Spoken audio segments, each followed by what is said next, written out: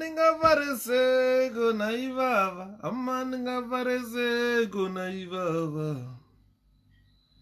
Ningafareseko naivava. Ama ningafareseko naivava. Ama ndiudzeiwo, ndiudzeiwo. Baba ndiudzeiwo.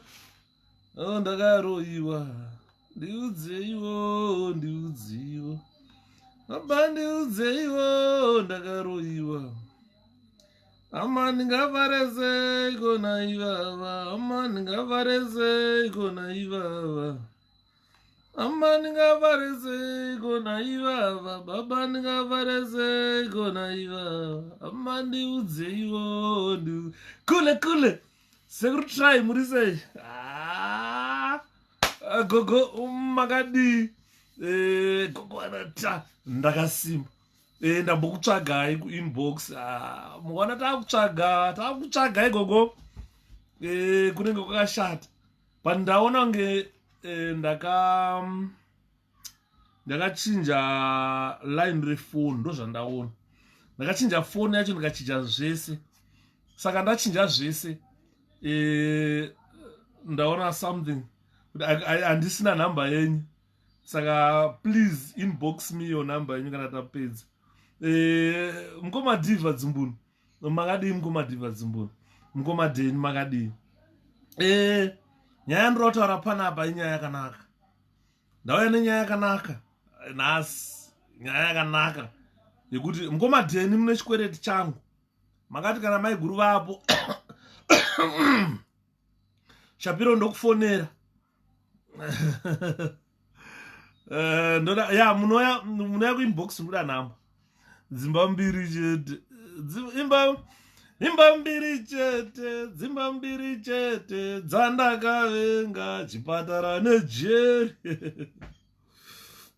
chipatara nejeri mugabe naunzvi my flow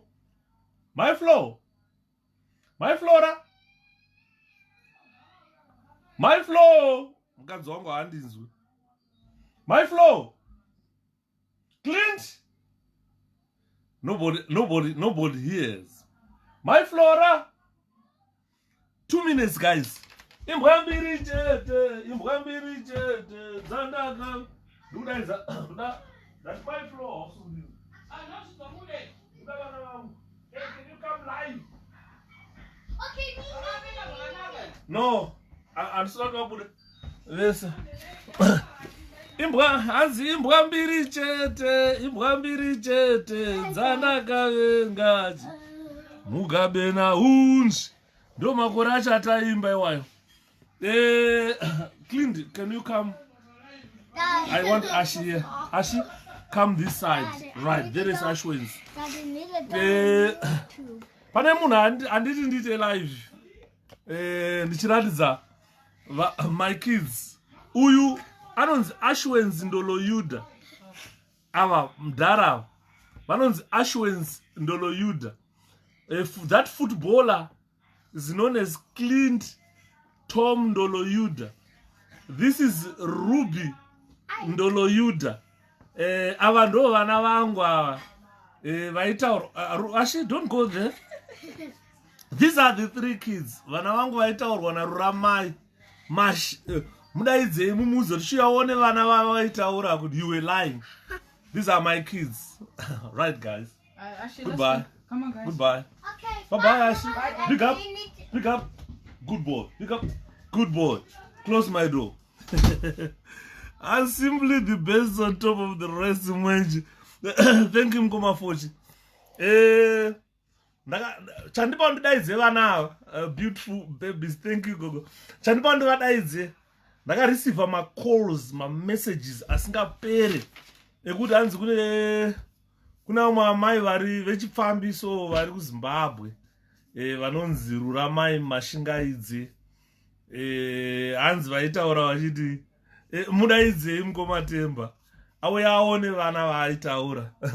She went balloon. Mukoma Philip makadi Mukoma ona ndatadza kudaidzira mvura hatichagoni kutaura katisingamwe mvura Mukoma Fidza nenyaya yeCovid. Can I have my bottle? Clint? Can you fill my bottle of water and bring it, please, Oro Ruby? My bottle of water, please. Thank you. This is beautiful. Thank you, Mkoma Philip. I just wanted to show Rama Mashigaidze. Kuti vana vaenda live on Facebook. Achata Shepherd akatorwambana ne-social service. Shepherd akazodi. These are the kids. The kids are here. Saka chakanaka ndechekuti tinomuratidza vana vacho kuti usanyepere mazano, usada kufadza vana Mnangagwa kuti uwane mari yekudya. KuZimbabwe they are starving. It is needed. KuZimbabwe vanhu vezano they are starving now. Saka vanenge vakutotsvaga mari yekudya nekutaura nezvaShepherd Yuda. They go live on Facebook, attack Shepherd Yuda. Akatorwa vana ne-social service. Anobuse vana. That is not true. Thank you, Clint. That is not true at all. Ndo vana vacho vaitaurwa nezvavo. Ndo vandati nhasi ndiratidze Zimbabwe yese. Ndiratidze vana Mnangagwa vacho kuti aiwa musanyepa. Taurai chokwadi. Is Rurama back in Zimbabwe? Yeah, she's in Zimbabwe. She's in Zimbabwe because kuno ane nyaya anayo. She went live on Facebook and she encouraged terrorism to the extent that the Zimbabweans were shot and killed during a protest on 1 August. So she was like that, but she was given a position in ZANU-PF, I think in security. So she was directing the killing of Zimbabweans back home. So we filed issues with the police here to say, look, Chinyanga murukuta akataura terrorism. Pachinyanga apana kana one munhu akaurawa. Apana kana zvakaitika. He has got no capacity to influence terrorism. But we have got vanhu veZANU-PF who control the army. And mona akabva ataura kuti urayai, and people were shot and killed. So the actual terrorists ndana Ruramai. Those are hands vapererwa now. You the topic now nyika vaitadza definitely. Zimbabwe vaitadza. Unoona chinondorwadza kuZimbabwe. She was in quarantine. I think now she's out. Ndakazona kutuma message. Hey, dai wakafa. Ndikati bvunza mudharadhani Tembo. Kuti gore randaifana kufa nderipi? Gore randaifana kufa. Kwete zvekutaura dai wakafa nemadziwa. Hanzi dai ndakanyura mumadziwa ndakafa. Ndikati haisi nguva yacho iyoyo. I ducked bullets. I survived torture in Zimbabwe. Andimukona. I survived abductions. I survived torture. I ducked bullets. Ndakasurviva baiwa nemapanga zvibagera zvaityisa muupenyu. I survived all that. Saka God has got a plan. And I'm still going to survive even COVID. Andona. Kune vamwe angoti 2 days neCovid. Abvarowa pasi. Hanzi akadzoka ari quarantine. Obvious. Ngambogara quarantine. Because anoda kunyepera kuziva. Anoda kunyepera vanhu. Shepherd akatorwa vana ne-social service. It's a very simple issue. I came live on Facebook. Ndikataura nyaya yacho ndega. Kuti azoziva kuti vana vangu vakatorwa ne-social service. Ndakatoitaura live on Facebook. Ndikaburitsa matsamba. Ndikaburitsa even my investigations officer acho. Ndikatokupai nenhamba dzema-investigations officer acho ekupolice idzi kuti fonai kana unoda kufona vanhu vezanu mutaure navo mutaurire maregerera Yuda. Handiti maona. Tunoita zvinhu zviri pamutemo. My flow. My fool. Mukoma Jose vari kufona. Mukoma Jose vari kufona on my phone. Mukoma Jose vari kufona. I think vari kutsvaga. Alright, ndovafone. Alright.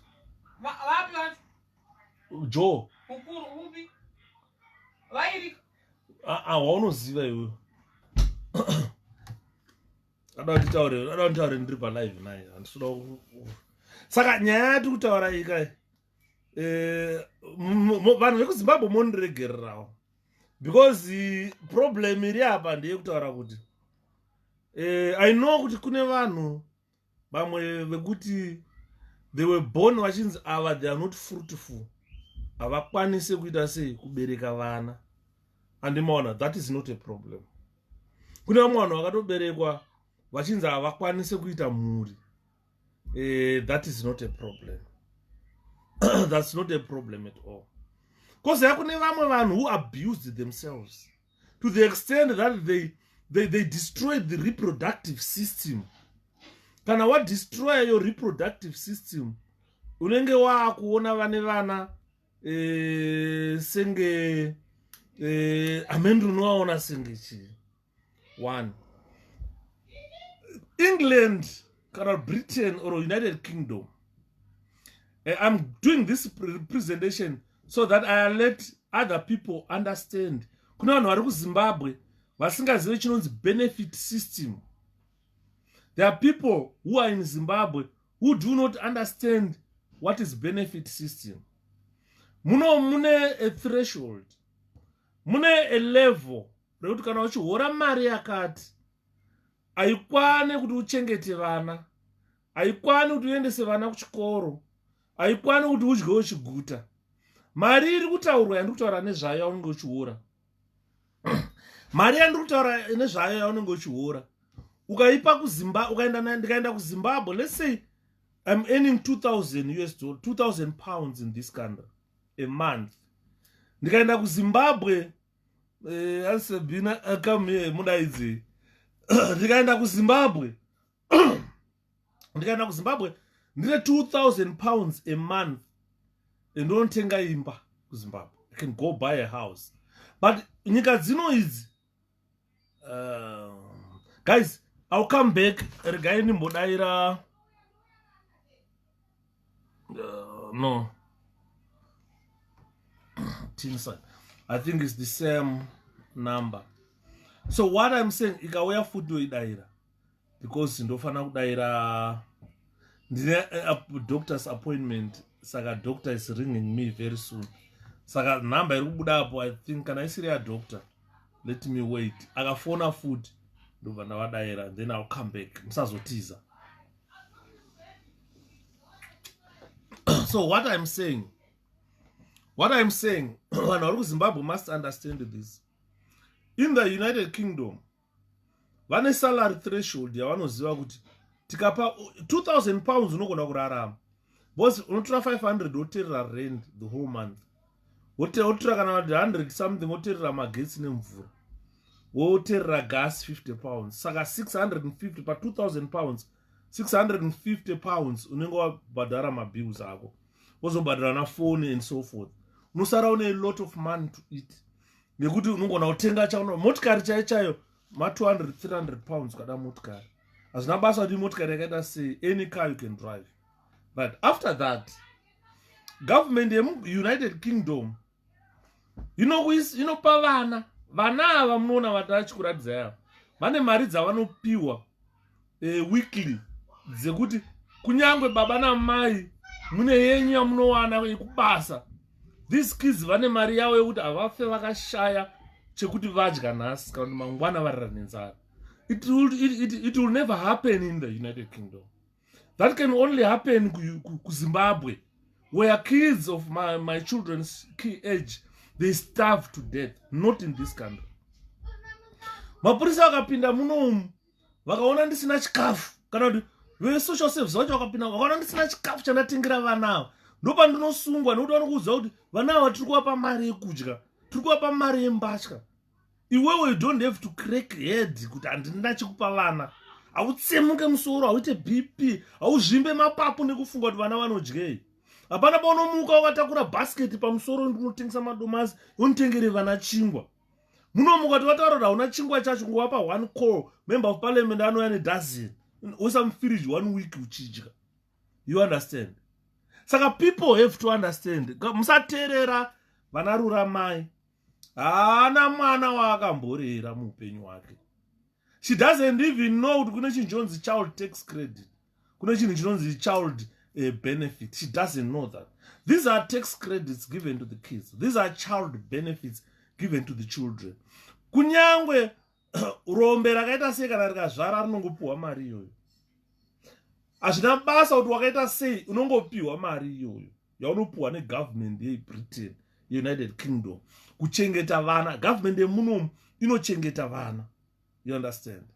Kuchikoro vana ndinongomuka kuseni ndopinda mumotokari mangu ndonosiya kuchikoro, chandogona kutenga uniform. I don't even know school fees inda mari, exam fee inda mari munomu. You just take your kids, you drop them at school, that's it. Then vanokutaura kuti nguva dzakati uyatore vana vako. Hanzi musadero mngoma Yuda, kushaya kwake mwana kune ishua. Kushaya kwake is an abuse. She abused herself. Atete tsilo. She did abuse herself. Ande muona patunge tichikura paipai. Tinokura tichiuzwa nemaparents. Mwanangu usanwa doro sabhema fodya. Ukazoona wakufa mapapu nefodya, that's your own lookout. But tinenge tichikutaurirai musabhema fodya, musamwa doro. Kune vazhinji vanotanga kuzoregera fodya vakura. Paanenge achiudzwa nepeer pressure haakwanisi kuzviteerera izvozvo. Kana akurova mudzanga after mudzanga mapapa akuora, kana wakurwa neinonzi COPD, ndopanonyatso kuzorealize dai ndakateerera baba, dai ndakateerera mai. Nanhasi una ndimuri kuona age yangu atete, indofarira kutaura chokwadi. I know people who hate me nonichataura chokwadi. Chokwadi chakanaka nguva dzese, nokuti kachitaura chinotisunungura. And man, I know I will be an enemy of the people, I don't care. But as long as manzwa zvandataura. Anditi maona. Tichikura, inini wamuri kuona panapa inini. Mai vangu, vanga vasikado ndimwe doro ndipute fodya. I was her only son. Amai vangu vanga vane chivimbo chekuti zvandabereka mwana mukomana mumwe chete, achazoitawo vana vake ukudza dzinza rake. Ande muri kunzwa. But dai ndakatanga kuita zvavanga vasingade, kutaura kwandoita zuva ranhasi ndisipo, ndikafamba nevanhu veage yangu ava, vanozoona musoro wangu kuchena kuti munhu akura. I'm turning 50 musi wa24 October this year. But ndikapfeka hat kana ndikagera ndikafamba apa, nobody can tell that shepherd is turning 50. Ndoitange mwana mudiki. I was born 24 October 1971. Ndikafamba apa ndoitange mwana mudiki. Ndikapinda muground kumhanya ndinomhanya, handina pandinomboti mapapa akuzarurwa nondirikurwa fodya, hapana. Zvinhu izvi zvandiri kutaura izvozvi ndakambozviedza zvinhu zvandiri kutaura panapa. Fodya ndakabhema, but kwete zvekubhema zvezvokuti ndakatomboita 2 days ndichibhema fodya. Ndaitamba nemwe sekuru vangu vaibva kuZambia, yanga iri neighbor yedu ainzi Donald Makumbirofa. Sekuru Doni vanga vakutobhema fodya kudhara. Mngoma Jerry Mapedzi aibvisa nhumbu ngembwa. Muno mu UK ka unongoti ukaita nhumbu yausingada unoterminate, woita nhumbu yausingada unoterminate, chibereko chako ndechemunhu. Mwari vanokupanisha. Mwari vanopanisha. Anditi maona, Mwari vanokupanisha. Sometimes ndosaka uchiona vanhu achita kautsinye, kuti kana achitanga kutaura kuti vanhu ngavapfurwa, vanhu vachiita sevanhu vachipfurwa vachiuraya kuZimbabwe, haanzwe mwoyo wake kurwadza, nokuti haana kana kuti ng'ee, haana. Saka you find out kuti ndaitamba nasekuru Donald Makumbirofa kukaroi tichikura tatiri vanofana. Dona akanditi mwe musi zvikanzi, shepherd, iwe sei usingabheme fodya? Because shamwari dzangu zhinji dzese dzakubhema fodya. Ndikamuti sekuru inini handisana mboitraya. Zvikanzi mbozama mudzanga weKingsgate. Saka kwatakaenda ndaita zvezvekuavoida kuonekwa naamai. Saka takaenda kumakuva, unoziva kuchikangwe ukaroi, kumakuva kuchikangwe. Ndokwatakadzika kumakuva kwakushatanga kuvakwa ma4 room houses aivakwa ikoko. Saka takasvika kwe ndobva ndipa mudzanga weKingsgate. Andipa mudzanga weKingsgate ndobva ndabatidza, ndobva ndabhema. Ndangokweva mbichana I think 3 or so pools. Ndakabva ndamira ndikatanga kunzwa dzungu. Anaimboziva kuti vana Kingsgate vanonwisa dzungu kudaro. Ndakatanga kunzwa dzungu, usandaiti ndikatasa pasi paitenderera apo. Ndobva ndati no, I can't do this. Ndobva ndamupa. Saka ndakaenda kumba ndakadaro. Pandakasvika kumba, amai vangu vakazviona kuti no, something wrong with the shepherd. Shepherd chii. Saka I couldn't tell my mom kundo zvandaita. Ndangoti hatizwa bhobva ndapinda mubva ndarara.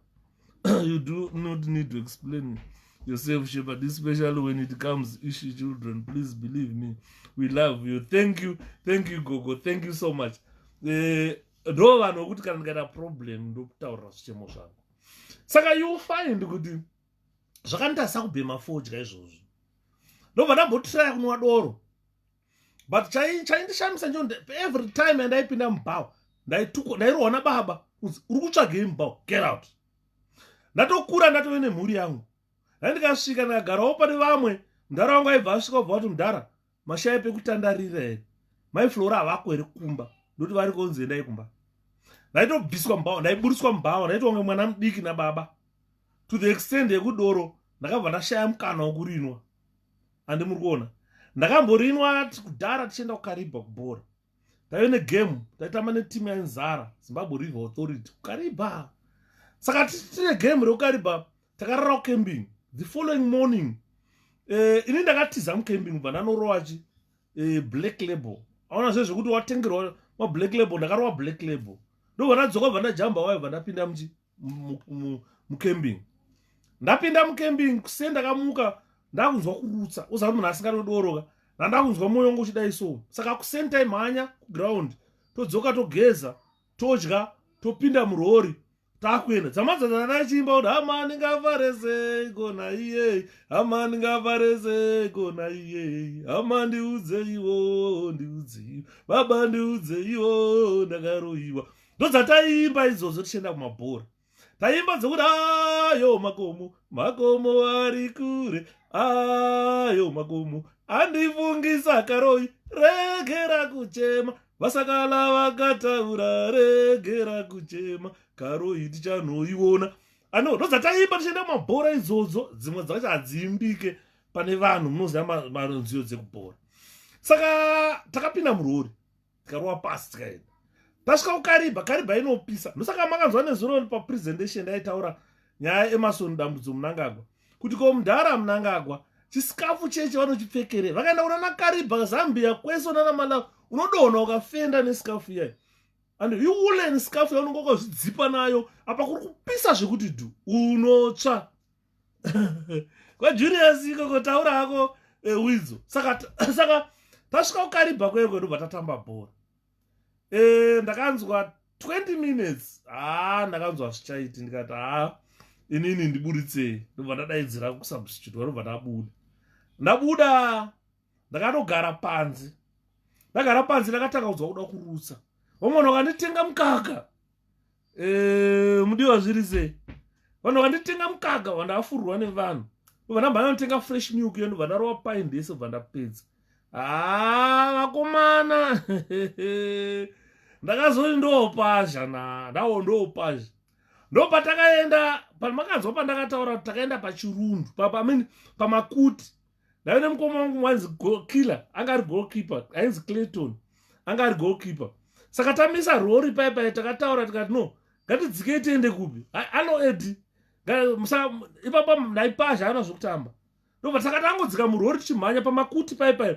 Kune kuzaswe kuti motikari dzikabuda dzasiya Chirundu Road. Dzakutanga kudzika kanenge escapement dzakuenda kuKariba. Pane panopaka motikari padhuze nepa Clouds End Hotel. Pamakuti. Clouds End inenge iri pamusoro munopaka pasi paipai. Munopaka kuroad. Ndobva takapaka ipo ndobva ndabuda bva ndamhanya. Saka kila akantera bva ndaenda musango. Saka blazi wangu akangoti dzike mbichana kubva pandiri. Bosi pamwe dadzaichika kupazhirwa here. Watching from Cape Town. Koma inozviri sei. Nyaya totaura panapa nyaya yekuti let's register to vote. Ndo musoro wenyaya. Saka problem ndeyekuti account yangu yakablokwa neFacebook. Saka musoro wenyaya is let's register to vote. MaZimbabweans. Ndakutaurira nyaya iri panapa. Ikasakubhowa unovhotera zano. Saka you find out kuti patakadzika paipai. Blazi dzangu dzangoti dzikei pazasi mbichana ndiri pamusoro. Ndobva tatanga kurwachi. Tatanga kuita zvinhu zvedu paipai. Instead ndakazoona blazi dzamhanya dzandibata mani. Ndikati blazi zvikatarisa chicho Shepherd. Saka nawo dzakafunga kuti ishumba here. Saka patakatarisa so rozani maso embada andange light usiku.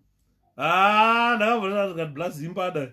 vatatangatofanira kutiza tichidzokera chi kumotikari apa hatina kupfeka apa unozviklina uri kuenda kurori takasvika kurori kana mota rori takadaro takazopfekera tachi tamurori tatiza vanhu vakati chii kati inenge shumba inenge mbada pamakuti ipo paya zotazawaizi vamwe dai hwani weda akatorohwa nembada akatosara ipo paya saka takabva tarohwa kumba takuenda zvedu kumba.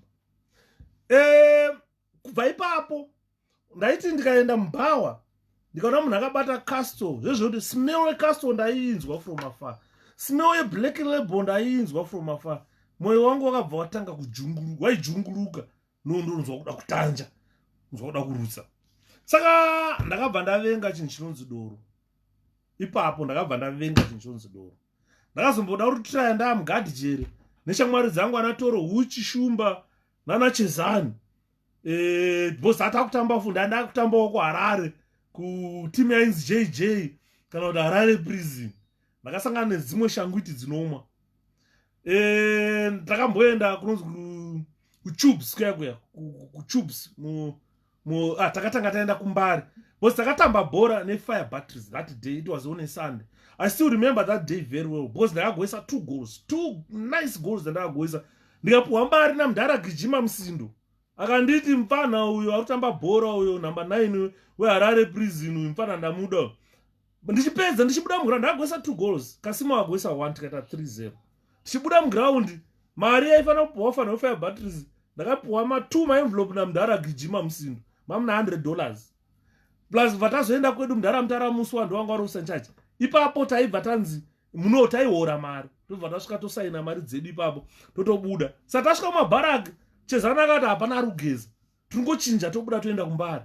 Kunonzi kuSpecial Bar. Vanoziva kuMbare kune bar rinonzi Special Bar kuMatapu. Rinonzi Special Bar.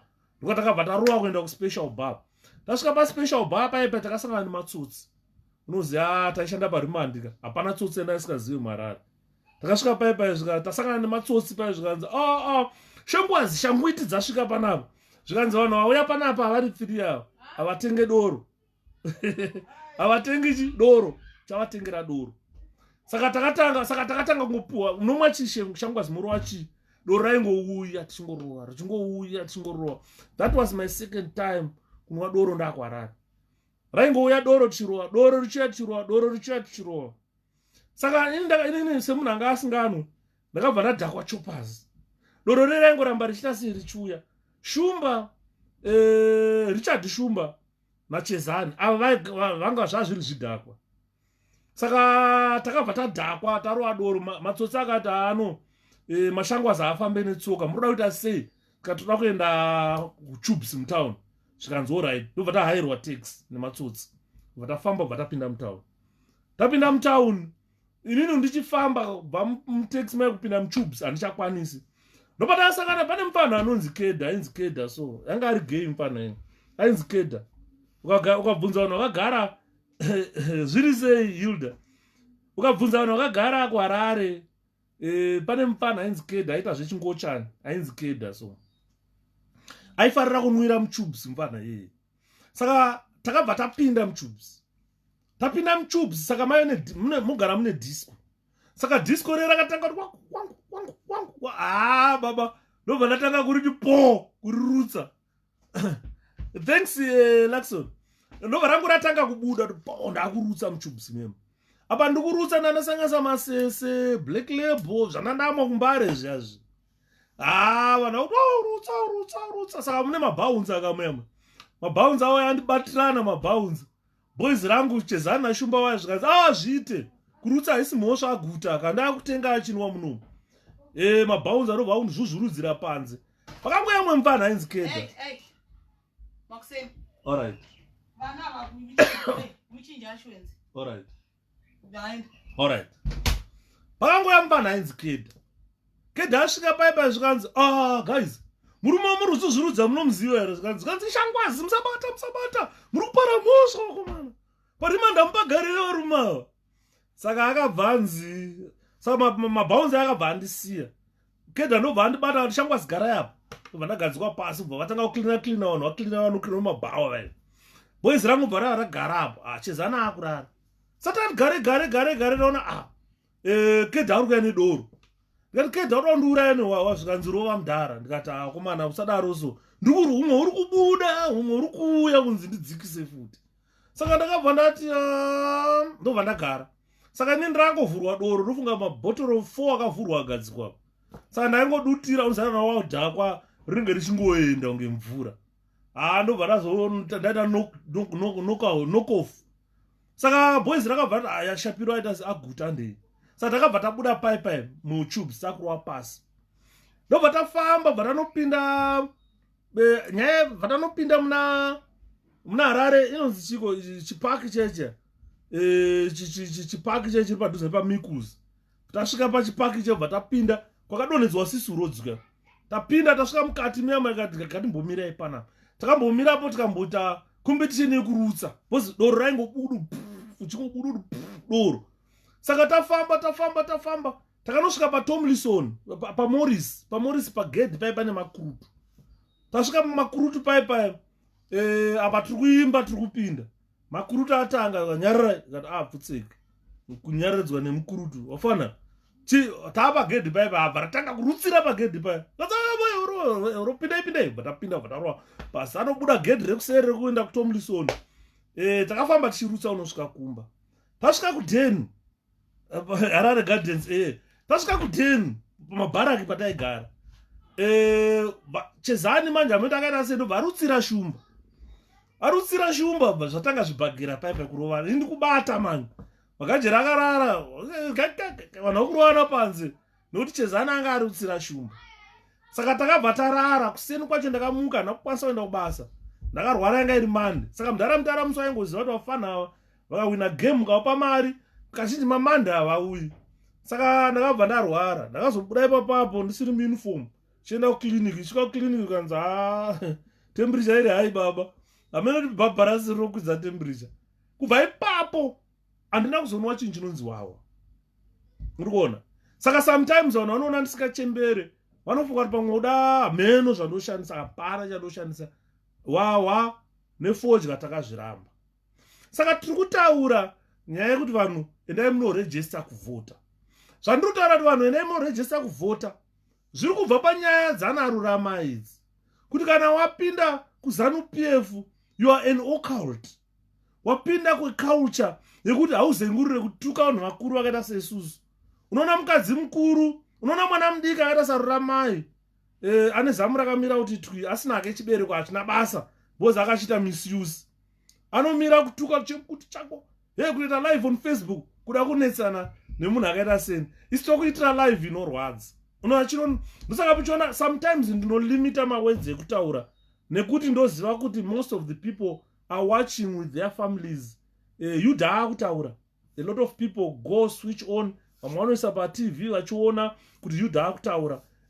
Ndozonzi kwanda kutaura mashoko akashata ekushaudha ekutuka vanhu vanokutiza vanhu vakuteerera mangwana vanhu vakuteerera. Bozi vanhu vari panapa vari kuteerera panapa vari kushandisa mari dzavo vari kushandisa mainternet avo foni dzavo hapana wandakatengera foni.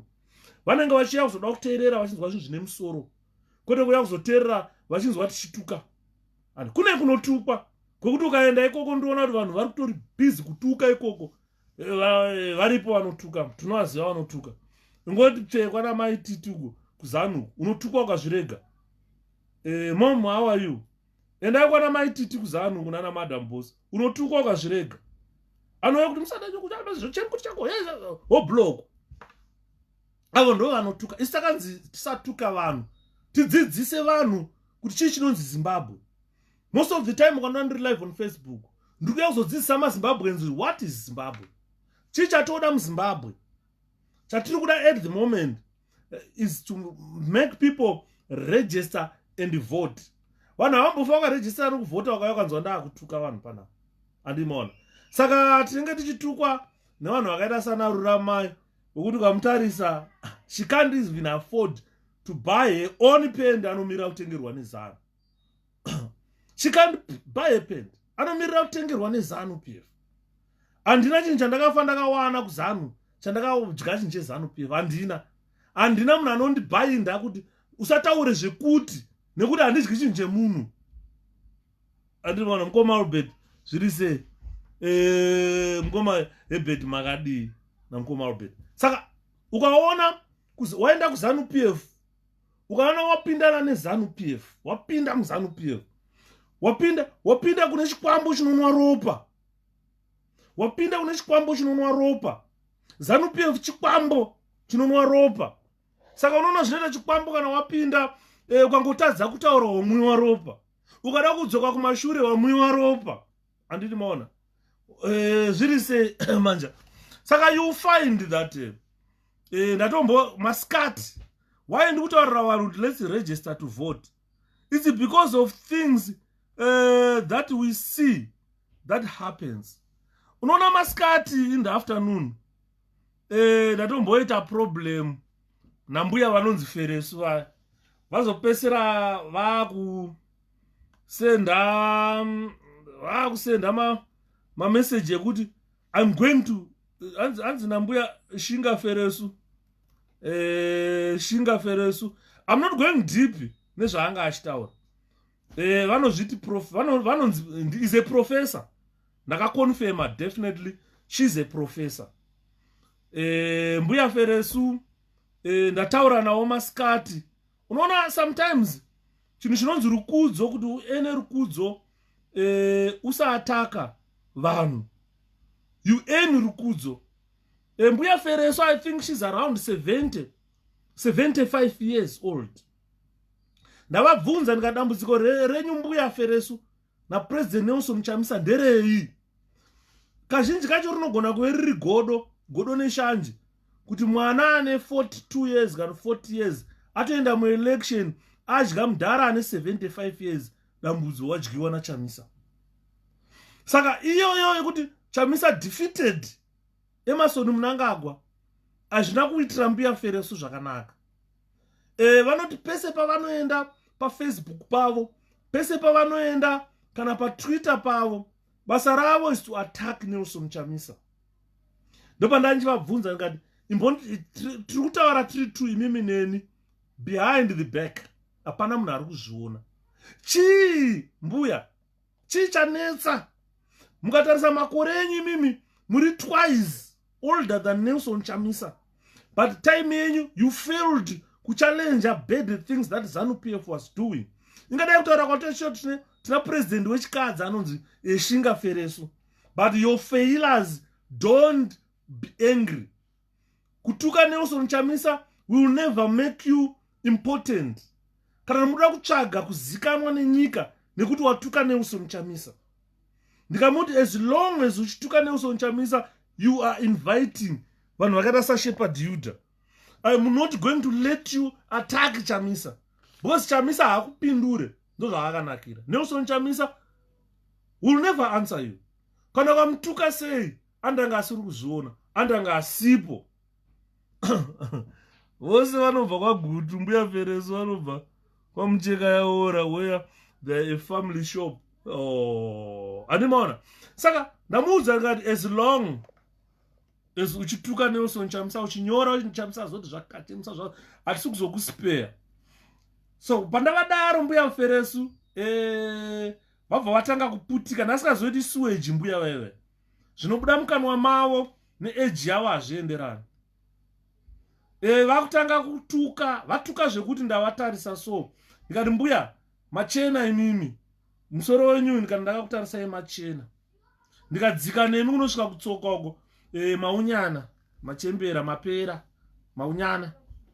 Akuti, hausi murume wewe. Ndakanzwa uchitaura uchiti une diabetes, ndakanzwa uchitaura uchiti une COVID, dai wakafa. Ndikati handifi Mbuya, handiurawo neCovid. Ndakapotswa ngedziwo, ndakapotswa ngepfuti, ndikapotswa ngetocha, ndikapotswa ngekarati. Handivaudza zvakandipotsa. Ndikati zvese zvakandipotsa Mbuya, ndozourawa nemadziwa nonyura. Handisana apedza basa randakatumirwa naMwari. Imbomirai kutaura nyaya dzekufa kwangu. Zvikanzi usiri murume wewe, kana mubhedroom una zvanda, vanga vachinyora zvandiri kutaura. Asi vanga vachinyora vachitaura nemo. Ndikati Mbuya mune 78 or 8 years imimi, twice older than Chamisa. Muchiri kutsvaga murume wei naye Mbuya. Andimukona vanosemesa vanhu vezano. Ukatasa age dzavo nezvavanoita muma WhatsApp group umu, definitely that shows Zimbabwe needs better leadership. Zimbabwe needs vanhu vane morals. Vanhu vezanu PF ukanzwa vachituka vachitaura mashoko anonyadzisa. Ndichaisa mascreen ndavaudza kuti kati zvamanyora zvese I'm screenshotting. Ndaisa mascreenshots ekuti mangwana kana ndakuzozvitaura musazozviramba. Zvikanzi kwangozvitaura I'm going to sue you, ndikati aiwa mbuya. Imimi hamufe makandisuwa. Ini ndiri kupai go ahead. Yuri kana mungada kundisuwa, go ahead, sue me. You find out. Anditi maona. Ndikati mamuchinyora mega zvamuna kunyorerwa nemunhu. Kuti moda murume ane nhengo inomira kunge simbi. Anditi at your age muri kutaurira mwana wenyu wamakazvara. I'm just like mwana wavo mbuya vaive. Otherwise nditori muzukuru kwavari, ndiri mwana wemwana wavo. Because I wonder kana vana vavo vachinzwa tichivataura kudai kuti mai ndo zvavanonyora vachituka vanhu mafacebook vachitsvaga varume vane nhengo dzinomira kunge simbi at her age. Kana kuzvara chaiko handifunga kuti vachiri kuenda kumazuva mbuya vaya. I don't think so. But zvavanonyora manje kuti vachitarisa zera ravo nekupera kwavaita nekuunyana kwavaita, ndavataurira zvakaoma. Akoma madii indapindawo zviri sei ngoma wenfunga. Saka you find out kuti haisi mhosva yambuya Feresu, imhosva yeparty yavanosupport. ZANU PF is not a political party inofanira kusupportwa nevanhu. Uri kunzwa? Yo, chivaregerera Yuda. Alright, atetabi. Andisaka maona ndisina kuenda deep. Kana ma screenshots acho ndinawo, ndichangoma mwaya pa WhatsApp kuti vanhu vaone. Because ndikada kuenda deep nezvavanga vachinyora pa screenshot pavo pavanga vaipata chichata pacho. Kana nemi munofunga ndonyepa. You doubt kuti Shepherd ndimbuya Feresu here vanga vachinyora zvakadai. Ndo ma-advisors to ED Mnangagwa. Ndiani ndimbuya Feresu chido. Asi ndiani ndimbuya Feresu wati kutaura nezvavo. Not mbuya Feresu alone. This is character yevanhu vezanu PF. Vanhu vezanu PF they've got no respect. Hapana paunoengenja navo muchitaura zvinhu zvekuti munopesera muchinzwana nawo. Kutukwa chete. Saka isusu ndavataurira mbuya Feresu ngati mungazoona tisanyore nezvenyu notaura nezvenyu munenge masiya kuataka chamisa. Because everything that you write doesn't make sense. It totally doesn't make sense. At your age and your qualifications as a professor. Because kana wa professor ndopana nchivaudza ngati uprofessor hapana chinoshamisira. You are just a teacher. Uri kuticha at a higher institution. And uri kuticha at a higher institution. Ndopa unozodaidzwa kunzi ava professor. But ungori teacher angofanana neni. Andimona. Okay, vezanu vaya, mbuya vezanu vaya.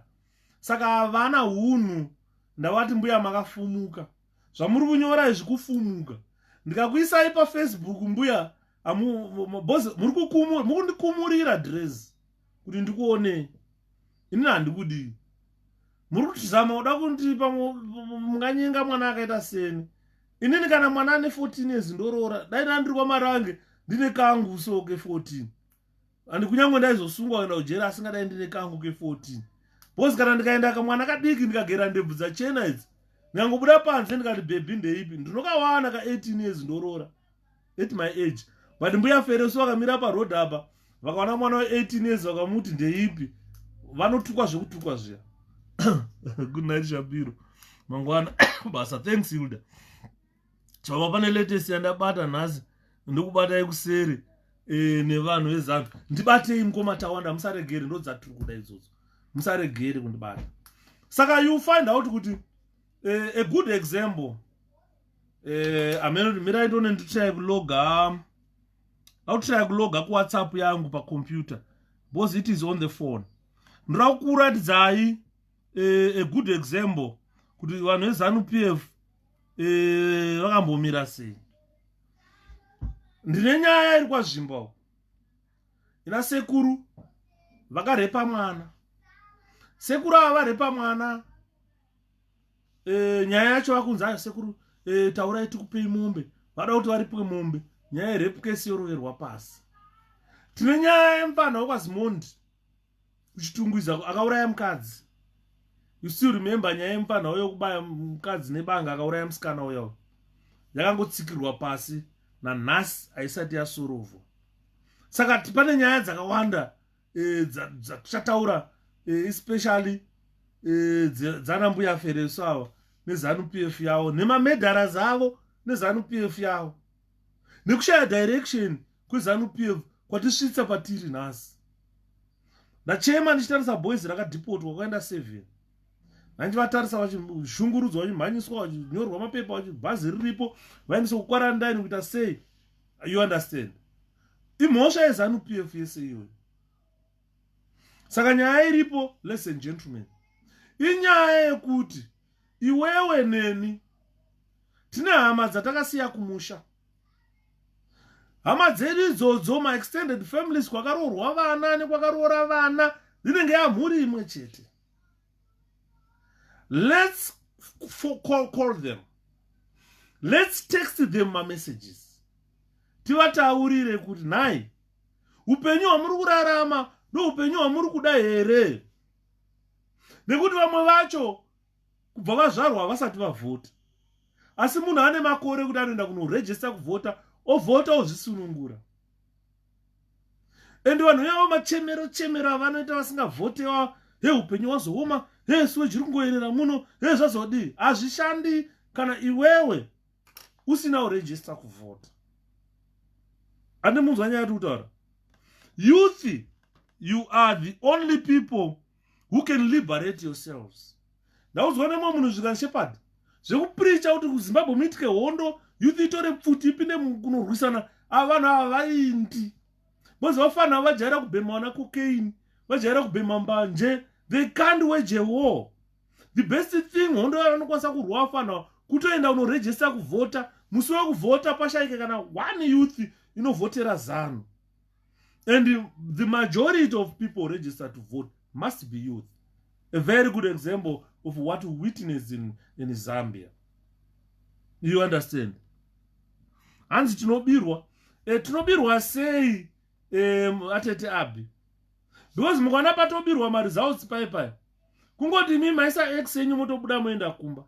Uyo isa X yake otobuda oenda kumba. Vanhu vekuZambia vakaisa ma-X avo ndobva vaungana paballot ipapo. Kumeka sure that it's not gonna be tampered with. And the results were counted, verified. Ipapo vanhu vakatarisa. Kana dai Hichilema akadyiwa vaiona kuti adyiwa pano. Imi mungabva ipapo mane ma-results ekuziva kuti polling station yepano taona ma-results akati. The whole of Zimbabwe tongoita the same. Vanobira nepapi. Because tinenge tine ma-results acho ese nema-V11. We can tally them. Toona namba. Kana vakuzoburitsa ma-results asiriwo ndopatoita mvukela ka. Aiwa, this time chakachaya. Ndosaka uri kuona zvino zvana mugwandi vari kuti hey, takarejesa 3 million people. Hazvishandi zviya. Stuffing ballots mchini mune 300 people, 3 million people amakarejesa. That is gonna work. That is not gonna work this time. You understand? Thank you Mkoma Chidarara. Thank you zviri kufamba iri mwana mwana. Anditi maona. Saka you find out kuti nyaya dzatiri kutaura inyaya dziri important. Tiri kutanga tataura zvatiri kusangana nazvo muWhatsApp, mumaTwitter, zvatiri kusangana nazvo nevanhu veZANU-PF. Varume ava vari kuziva kuti ZANU-PF yarowa pasi yaenda. Muri kunzwa? Musafe makanyeperwa kunzi chi ZANU yaenda. ZANU-PF is gone. Musanyeperwa. And these people are fully aware of it, that their party has lost it. Since 2000, ZANU-PF has been losing. But 2023 is the end of ZANU-PF. Andidi manzwa. That is the end of ZANU-PF. Kazwa zvakunyorwa naPatrick Chinamasa, hanzi in a few days time, Zimbabweans will see the ignominious departure of Brian Nicholson, the US ambassador who lives with the tail between his legs was sent here to spearhead regime change agenda. Kana ndimiwo kunzi Brian Nicholson akazobvisa zano. Kana abvisa zano yacho oita sei?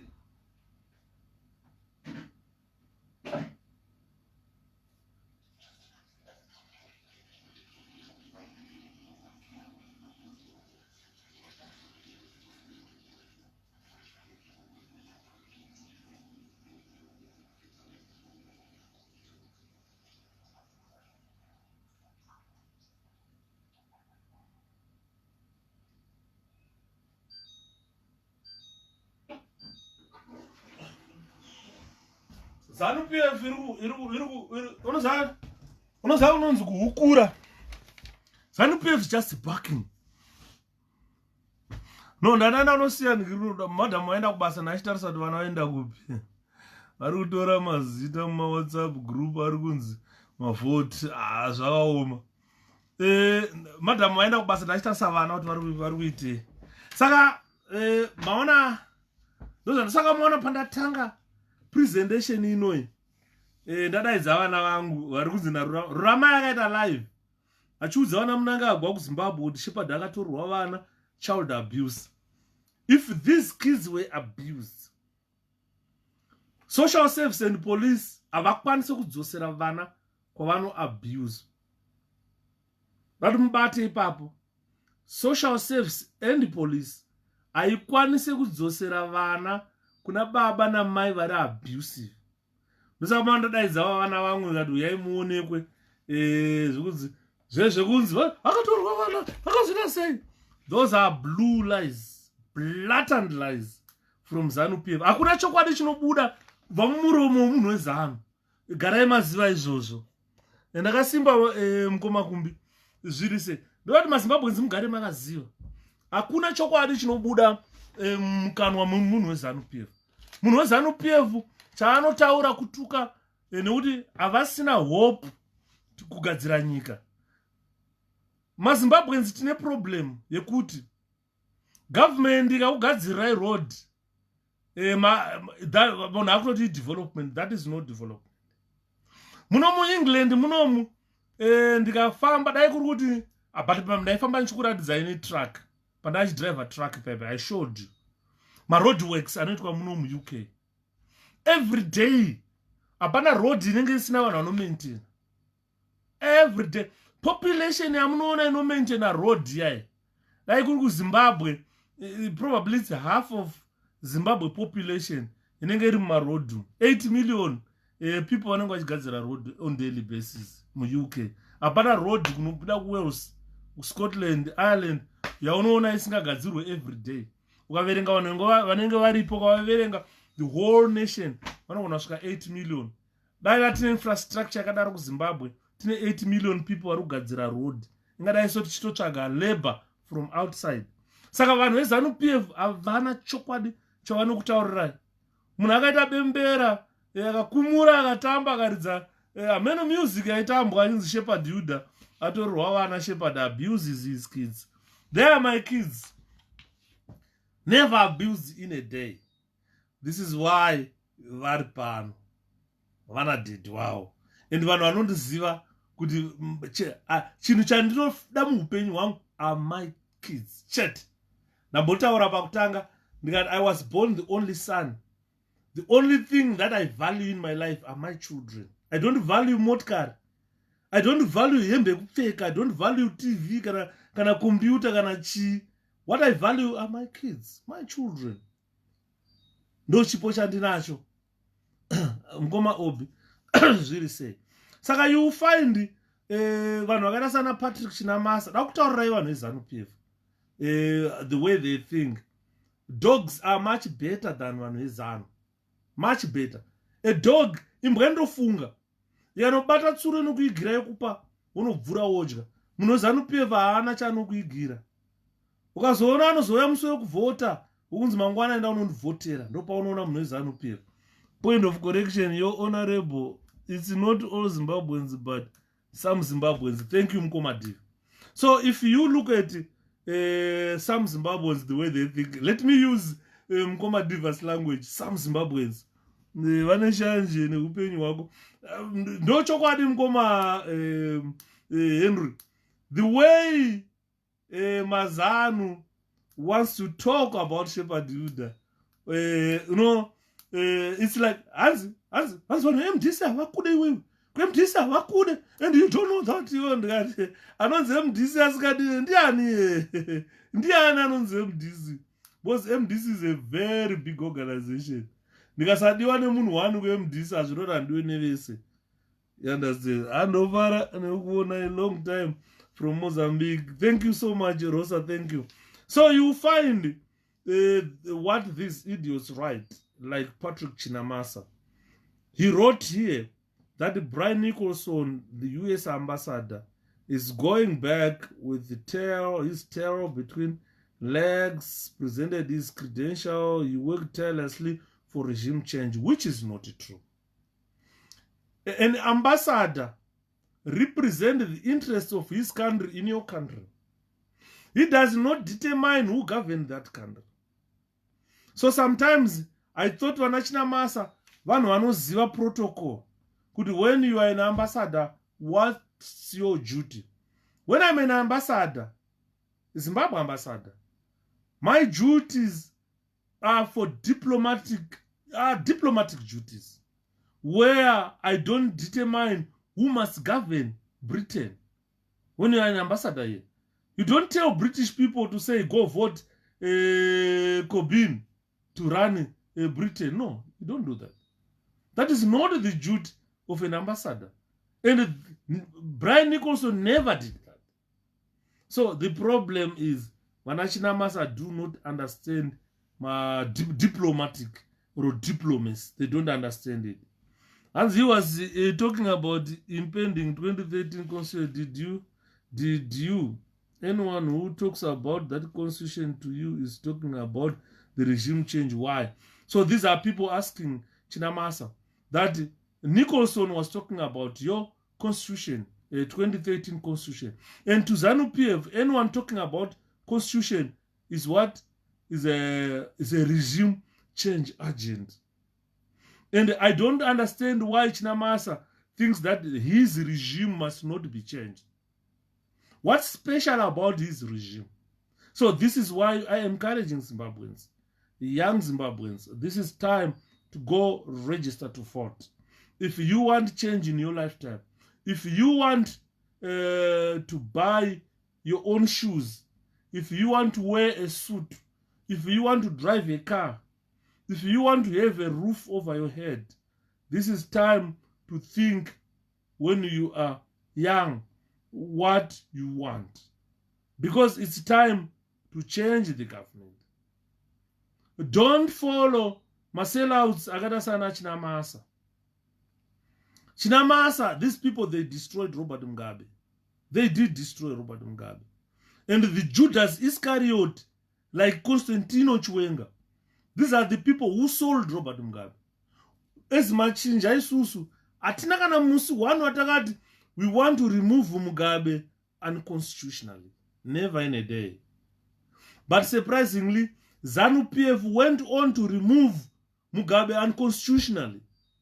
So it is now our constitutional mandate to make sure that these coup plotters must be removed constitutionally. We have to remove them constitutionally. So every Zimbabwean must register to vote. Encourage your relatives to register to vote. Let's vote in our millions. If Zimbabwe has got 16 million, if it means 10 million people qualify to register to vote, let the 10 million people go vote. Yes, that's the problem. That if the shoes fit by them. If you see last election, we never complained. We saw a British ambassador, Mbuya Kotrina, a British ambassador, who campaigned for Idi Mnangagwa. The British financed ZANU-PF. They sponsored ZANU-PF in the last election. And we saw mbuya vainzi Katrina Lang. She was wearing ZANU-PF regalia, going to Boris' office to say, look, we are going to sponsor ZANU-PF. Now, if you see the British, they've been embarrassed. Britain is an embarrassed country, as I'm talking. They were embarrassed. They supported Emmerson Mnangagwa, hoping that there's going to be change. Instead, when Mnangagwa, the Women's League has endorsed the president, Robert Mugabe. Youth League has endorsed Robert Mugabe. Main Wing has endorsed Robert Mugabe. We never knew that Mnangagwa would love that. If you go today on papers everywhere on the internet, the Women's League has endorsed the president, Emmerson Mnangagwa. So the politics of ZANU-PF doesn't change. What we need to do is to make sure that if it means we're going to register 10 million people to vote, let those 10 million people go decide what they want. Because the 2023 election is not an election between MDC and ZANU. It's an election between the people of Zimbabwe and ZANU-PF. Those in ZANU, most of them are not going to vote ZANU-PF. Because they are Zimbabweans. And those people of Zimbabwe against ZANU-PF. So the people of Zimbabwe have chosen Nelson Chamisa to say, as a population, we are going into an election in 2023. We want President Nelson Chamisa to lead the mass. And the monarch. So, Hans, what is the registration process is manipulated. Those are true Mukoma. Let them manipulate it. Let them manipulate whatever process they want to manipulate. Come the day of voting, please. Vana Zimbabwe, let's make sure every polling station tazadzama polling agents. And vanhu kana mavota, don't go away. Don't go away. Let's do it the Zambian way. Vanhu vakavhota vana kuenda. Kwauya motikari dzine ma-pre-marked ballots. Vanhu vakadzitema-tema pakatofiwa. Zimbabwe yauya kuzoba ma-elections. Rova imbavha. You understand? And when ZANU-PF leaders open their mouth, they bring out venomous lies. That's the problem. And that has gone even not their leaders. Tukanarurama tuya tune mabhuruku akaboka tuya. Tunonwa weti. Eji yarurama yenu nwa weti. Nwa weti chaiko chaiko. So kana uri murume mukuru chanda mukadzi, you can't take that rubbish. Stinks of urine. And she pees herself here panorara. And saka you find out kuti vanhu veZANU-PF nezvivana zvinonwa weti izvi kana vachibuda vachitaura nezvimbuya zvanaferesu zvinonwa weti. Ona chimbuya chakaita saferesu chakutonwa weti kachiya chimbuya che nwa weti chaiko chakura chakuzviwetera chakagara. And unozoti mbuya matota kaibva. Ndo saidzana mbuya matota andimona. Ukaona zvavanoburisa mukanwa mavo vanhu vaivai hazvisi zvevanhu vanoda kuti nyika ienderere mberi. Andona saka mana achiudza Mangwana, vana Nick Mangwana vakaitaura and those who imposed the sanctions on us are disappointed that Zimbabwe is rising. Unaona kuti vanhu vakaita sana Nick Mangwana who have seen England and went back to Zimbabwe and they are telling you that Zimbabwe is rising because vaita rita. If you retar a road, a narrow road, vaita potholes, you go and retar that road. That is not what you call Zimbabwe is rising. And the economy is recovering. Vana Nick Mangwana were in the old dispensation yana Mugabe. They were the people who were saying, Pamberina wa Mugabe, economy is collapse. Today, kwa uya ED, aitaura na Mugabe unza akwanisa kutonga Zimbabwe. Varungoti Pamberina ZANU, vari kuona recovery yeeconomy nekuti road yaiswa tara. Kuiswa tara kweroad, the duty of a government. Mwe munhu akutoona recovery yeeconomy nekuti paiswa tara. What we do, what we say, the economy of Zimbabwe cannot recover without production. Tell me, Zisco Steel is now producing steel. Tell me Liver Brothers is yavura. takugadzira majarini ana buttercup. Andibona. If there is production, tell me kuti David Whitehead yakavhura machira akushanda. Takugadzira machira atiri kuexport, atiri kutengesa vanhu vakuwana mbacha. Because production is what we call the economy is rising. Aikona kuti une nyika ina president anotaura kuti RTGS is the strongest currency in SADC. Otanga kuudzawo kuti $1 is equivalent to so much in Zambia, equivalent to so much in Lusaka. In Zimbabwe is 1:1. Therefore, RTGS is the strongest currency in Zimbabwe. Apana mboita 1 month or 2 months. RTGS yanga ya $1 to 1,000 RTGS. Kuti vakuru vachidzoka kuzotaurira vanhu zvavakataura paTV vakunyara. Vakuita ngemndara azvidhotera kuti mndara chisimuka kaubva apa asichaiti akunyara kuteerwa nenhunzi. Saka if you see someone telling you that the economy of Zimbabwe is recovering, that person has lost touch with the Zimbabwe. Has lost touch with the Zimbabwe. No one anongomuka vachinogara muofisi anonga vari mubuilding mudenga akadongorera pasi, so never drove. Ndakazonzwa mai mujuru vamuka pavakadzingwa kuzara. Zvikanzi ndafamba kuMbare, anomboziva kuti nyika yaora kudai. Taingopinda mumotakedi, woenda kuofisi, wobva mumotakedi woenda muhotera, wobva kuenda unorara.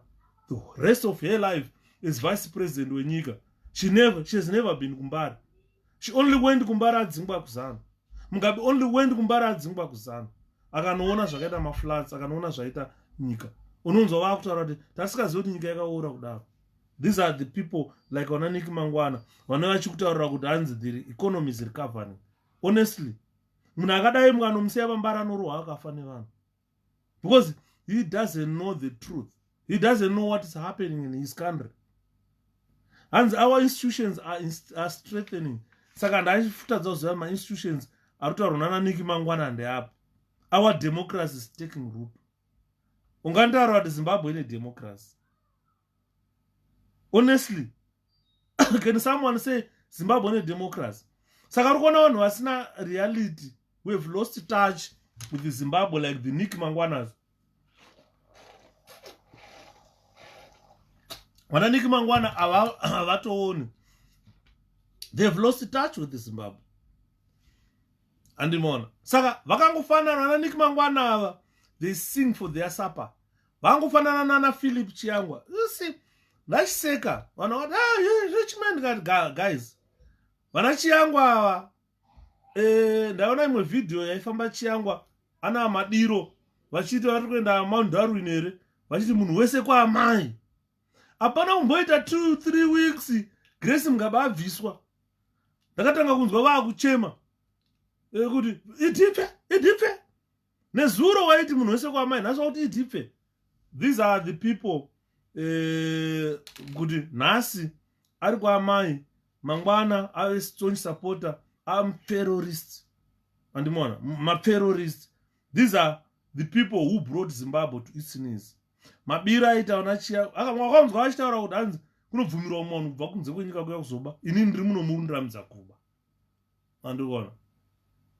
Saka you find out kuti zvese izvozvo, corruption, mismanagement of the country, they are the same people. It is the same ZANU-PF. And for us to get rid of that, munhu wese mborejista kuvhota timboona. Hanzi mazanu mapenzi naatete constituency. Andimona. Enozvi ndodzi vanhu vachitaura kuti chamisa zvakati zvakati. Guys, pane rimwe zichembere, so mira rimwe zichembere rinenge rekuChina. Regai nditsvage comment yaraisa. Rinenge rekuChina, so rimwe zidhara, so comment yacho mira nditsvage. Kwete kwese gogo. Nezuro. Autsvaga comment yaiswa nezidhara iroro. Rinenge zimuChina, so ndikati zvimamongolian izvi zviri kuya kuzoda kutaurira kuti chii. Rinonzi Stephen Chan. Zimongolian roti katasa face yaro rinenge riri Red Indian, tange zimuChina kutange chii. Ranga ranyora comment yekuti in Zambia Hichilema UNDP. Guys, imbonitaurirai. Party yekuZambia yakawina election. imbodinyorera apa kuti inonzi chi. Is it UNDP or UDNP? Ndibatsire guys, ndibatsire kuti party yakawina election kuZambia because iri zimzhinjongwiro zimzhingalo rinenge risi kutoziva kuti party yakawina election kuZambia inonzi. Is it UNDP or UDNP? It must be UDNP. UDNP.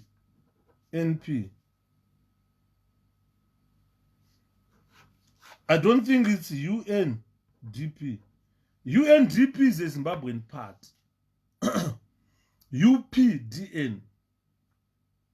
Thank you, Mkoma Elliot. It's UPDN.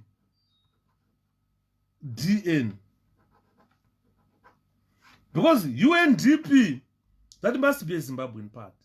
And Chimjingjong, Churunyora the UNDP. And man, and you know the UPND. UPND. UPND. Kwete UNPD. Saka Shinalo Rungonyora. Hansi in Zambia. Hichilemas UNPD also defeated Lungu Spiev, making it a presidential and parliamentary victory. The quality of the party counts. The quality of the party counts. In Zimbabwe, the MDC remains in disarray. A presidential candidate can't be a one ranger. If he can't run a party, can he run a nation? This is a very stupid question coming from Stephen Chan. Chine makuziso akaita kunge munhu akarumwa nemago. Andimurikuona. Chiri kutaura chichidaro. Saka the problem yaanayo, he doesn't know that he doesn't even understand or contextualize what Zimbabwe is like. Hichilema himself, apana pakambokandirwa magrenade kuridzirwa pfuti. Apana pakanzi tiri muCovid, Hichilema ubvumirwa kufamba ubvumirwa kukambena. Emerson Mnangagwa is all over Zimbabwe. Ari kuunganidza vanhu achikambena. Asa Chamisa akada kubuda mba make atowe nepfuma nemotikari dzemasoja kumashure. And Mjingjongwiro doesn't understand that. Chamisa is not allowed to go and meet people. Kuchaira road chaiyo angopfeka dust coat kunda kunochaira road. Pano ya masoja, pano ya mapurisa nepfuti to remove him. That was never done mu Zambia. So Hichilema did not face an onslaught on his party by state institutions, the police, the CIO, the army. Chamisa abvumirwe kuchaira road. He is not even allowed, Chamisa. Chamisa abvumirwe kana kuenda kushopping nemukadzi wake. Angopinda mutauni nemukadzi wake matoshata. Hanzi namukoma Elliot Febe, United Party for National Development. Thank you so much. It's a United Party. So it's a UPND. United Party for National Development. Kwete yanyorwa nemuzvingalo uyanonzi Stephen Chan. Munhu kuti havasi kuziva the dynamics, the political dynamics that are in Zimbabwe. The environment that the MDC operates in. The environment that we operate under. It's an environment yandiri kutaura ndichiti ukangona ZANU-PF yachedza apa motomeka sure kuti ZANU-PF has been yatodestroyed. That is the end of ZANU-PF. Because at the moment ZANU-PF is not being run by politicians. It's being run by the National Army. Ma ZANU-PF policies and whatever they do, KG6. KG6 is an institution of the army of defense that is supposed to be defending the country. So ZANU-PF is being run not to Jongwe House. It's being run to KG6. So the environment is militarized. This is what I had to tell this idiot. You don't even know a thing about Zimbabwe. They can buy a very good example. Today, in all bases that were set by the National Youth Service, or the border gaze, vakaseta mabases countrywide during elections. They were going into houses abducting MDC people. They spend the whole day or the whole night bashing them. And these are the people who vote. The father is bashed. The mother is bashed. When they go and vote, they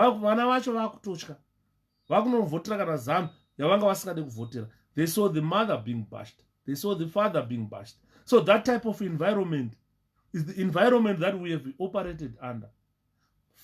Parents were murdered. Nobody 2008. Patakaenda ku Warren Hills kunoviga vakomana vana Kauzani vana Nyevi. Waiti ukatarisa vakaona bhodhi yakauzana naNyevi naBeta Chokurura. Guys, they had multiple holes dzemabara. They were shot, those guys.